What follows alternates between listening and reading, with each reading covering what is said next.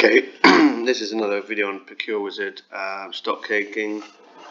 So when you come to do the end of your month and your stock taking, you should be on Procure Wizard probably a couple of days beforehand and clearing all of your missing selling prices and other stuff. So click on the cogs at the top, advanced stock controls, and then stock taking. So this is a period for bath, cellars and bars. It's different in each site, but you have a main one where all your deliveries go into, and then obviously you've got housekeeping, kitchen and other things like that. So down here you've got the 3 padlocks. These are the locked stock takes from the last month's stock period. So if you click on it, you can have a look at outlet summary. Everything's 0. Okay, ignore that. Let's go back. So what you want to do is be on the current period. It's the one here with the little pile of coins. Click on View Outlet Summary, and it's going to take you to here. You've got tabs at the top. So Import Export is where you get your stock sheets from. So you want to export all your products, and then you want to fill it in with your count sheet. So you walk around, do your counting, do it on pen and paper, and then type it back into your Excel file, and then select file, import it in here, and then load it in, and that will be your stock take entry. But what we're going to look at is back on outlet summary. So I'm just going to talk you through all this on the screen here. So it gives you your opening stock period. So that was your last month's closing stock amount. Stock revaluation is basically the value of your stock has gone up since you bought the products. So it means that, for example, if you buy a bottle of Plymouth Gin for £18 and you order 24 of them, and then by the time you come to do your stock take, the price has gone up to £26 or something. Therefore, it means that the system will work out the cost of everything in your cellar, and sometimes it goes up and down a little bit. It should always be less than 100 quid. If it's more than that, you need to have a look into it. Stock deliveries, this is all the deliveries you've had in the month period. If you click on this, it will take you to everything that you've got delivered. So it's got all your suppliers down this side, completed invoice. You've got obviously one awaiting invoice there that's been delivered in. All your delivery note numbers, so you can have a look, invoice numbers if they've uploaded invoice, and the amounts as well. What you don't want to have is anything with flags. So this one says quantities appear over delivered. The blue one is variance between the invoice and delivery, so that's quite common when lots of things are missing from suppliers. So that is your stock deliveries. Now let me come out here. Returns is anything you return to suppliers, so credit notes or something broken or the wrong items ordered. Transfers in, that should be an amount of money normally from things like fruit from the kitchen, should be transferred in there. Transfers out, that should always be something in there. That's all your transfers out to the housekeeping, so for their cans of soft drink for the minibars, or their single serve wines, small waters if you order it for them, and also all the kitchen stuff, so all the cooking wine, cooking brandy, absinthe, whatever they want to use, it all goes in there. The nominal transfers is something that head office can do. Accounts can basically alter your stock amount by putting in an amount of money as a transfer in to fix something. And then that should give you your general consumption, but that won't be calculated until you put in your closing stock. Again, estimated receipts is how much money it's looking for in sales, but that's not correct.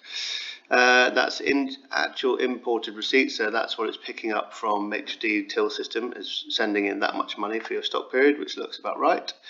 And then here, this is quite important, so estimated GP. 73.3. So always have a look at this before you do your stock take. That should always be above 70. So this is if you bought and sold everything at the correct price with 0 wastage. That is what your stock take result would be according to your selling prices of all your items. So the only variance with that would be wastage, missing products, and incorrect invoicing probably. And then down here, when it says other data, you need to work on this probably every week or two. As a bar manager, you should be going through your missing selling prices, 0 value selling prices. We'll go through these now and I'll just explain what they are. But you need to basically get this list down to as close to 0 as possible. And that will all change the effect of your GP. So here in Bath we haven't done it, we've done all our missing selling prices, but when you click on it, it'll bring up a list of missing selling prices. This will be any new products that you bought from a supplier, or any product that you are already buying that the supplier has delisted and then relisted it with a different price or different vintage. It will still pop up in here.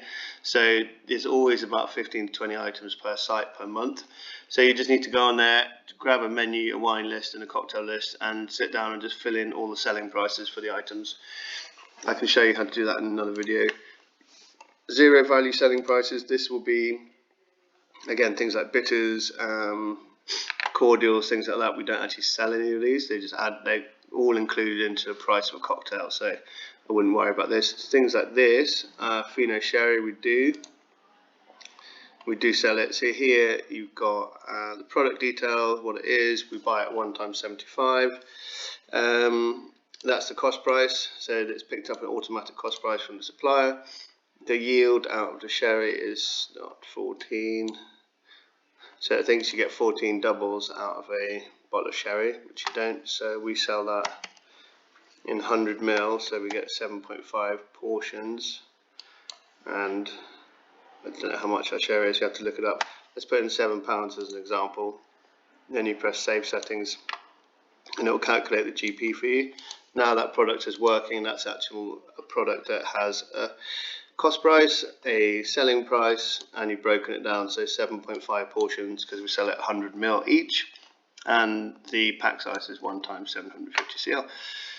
EPOS code is your till screen code, so when you have a button on Maitre D that says 100 ml sherry, it will have a code. Capcom can import all these codes, but it's probably not really worth it at the moment considering we're not using them for everything.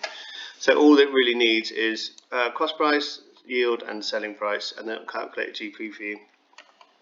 So you need to do that with all your missing selling prices. If you go back to zero value selling prices, we've got lots of stuff like this that we buy for the hotel.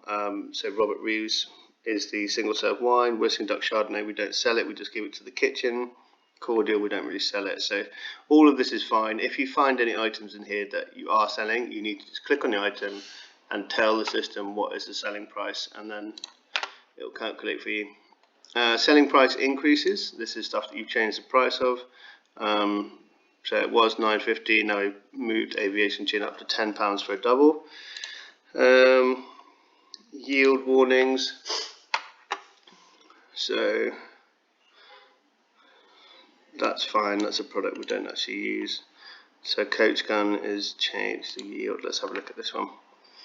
So okay, so current cost price $48.50 per bottle, but the system thinks it's $291. We sell one of them for £150 at 61% GP, so that's all fine. Nothing wrong with that one. What else have we got on here? So this is quite important for your stock. This is gross profit under 60%. You don't really want to have any products under 60%.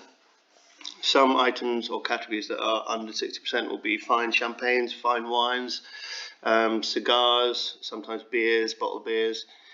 And then you've got gross profit above 90. It brings this up as an error, but some things can be above 90. Let's have a look at the under 60 ones. So yeah, so we've got cocktail bitters is 0 GP. So this red wine is really expensive. We can have a look at this, 47% GP. So it's 412 for a case of 6. That pack size is correct. We sell it to 158. So not a very good GP, but we also make a lot of cash margin on that one, so that's fine. So you got fine wines, Krug 46%. If you go down the list and look at the right hand side here, you can see what needs work basically. Sometimes there might be products come up with a minus GP number, and those will just be it will be because someone's entered the wrong yield, the wrong pack size, the wrong selling price, and it will just calculate everything wrong for you. So this is all kind of stuff you need to work on. That one shouldn't be. I mean, we can go and have a look at these. Cigars are always pretty bad GP. They're just there to help sales basically. So that's something to work on. Missing cost prices, there shouldn't be anything there really, because everything needs to have a price to buy it. Cost price overrides are the things that we've been working on. Zero value cost prices, items that you're getting for free. So this was a gift given to us by a member. It's a bottle of cachaça. This was a sample bottle from a supplier, and we just put it on the bar, and then Capcom counted it. So it comes in as zero price, and we can sell it for £7. So 100% GP, very nice. So that's just showing you why that's there. Cost price increases. This is the supplier putting the price up on things, probably without telling us, but you can see bottle of Tanqueray gin has got up £1. So when you go through this every month, you can have a look at that and say, right, the price of gin's gone up. Shall I change my selling price? If it drops below 70% GP, I would put it up to make sure everything's above, and therefore your stock result will be better. I think that's it for an overview. I might do a more in-depth video on missing selling prices, but something to work on every time you do a stock take is go through all these and just work out selling prices, cost prices, and your GP will be better.